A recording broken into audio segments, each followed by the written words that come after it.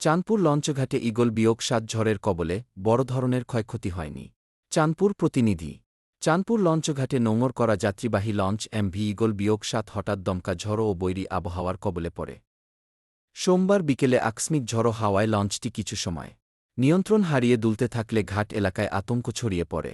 তবে তাৎক্ষণিকভাবে লঞ্চের স্টাফ ও ঘাট সংশ্লিষ্টদের তৎপরতায় পরিস্থিতি দ্রুত নিয়ন্ত্রণে আসে।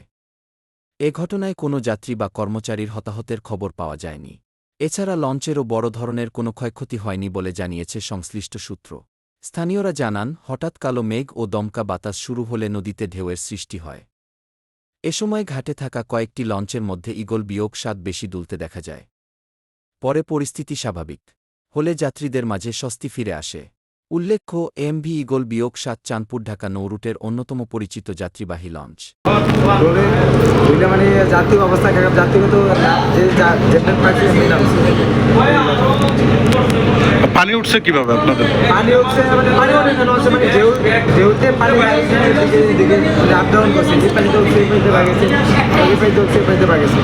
মানে এটা হচ্ছে মূলত আপনার ওই যে পানির স্রোতের কারণে হচ্ছে যে এক পাশ থেকে পানি আরেক পাশে গেছে। আরেক পাশে গেছে। আগে অনেক ঢেউ ছিল, নদীতে অনেক ঢেউ ছিল, নদী গরম ছিল, বাতাস ছিল, যেমন বৃষ্টি, যেমন মানে লঞ্চ তো গাড়ির আসছিল মানে বাইরে বসছিল। তো আপনাদের লঞ্চ তো পাড়ি ছিল, তাই? হ্যাঁ, পানি ছিল। বৃষ্টি এবং বজ্রপাত একসাথে ছিল না। ঈগল ৭ লঞ্চ আছে ভিড়ে, আর পাশাপাশি যে ময়ূর লঞ্চ আছে মন্ডলের মধ্যে ভিড়ে, তার মধ্যে দেখা গেছে ঈগল ৭ লঞ্চের মধ্যে পেছনটিতে পানি উঠে গেছে ঢেউয়ের কারণে। যাত্রীরা হুড়াহুড়ি নাম থেকে কিছু পরে আহত হয়েছে ৭-৮ জনের মতো। এদের কোনো আহত হয় নাই। আর কোনো অনেকে দেখা গেছে মালামাল ব্যাগ ভিতরে রেখে চলে আসছে। আবার যারা বাইর করছে এখানে জায়গা কোনো রকমের যাত্রী আসে উপরে চলে গেছে।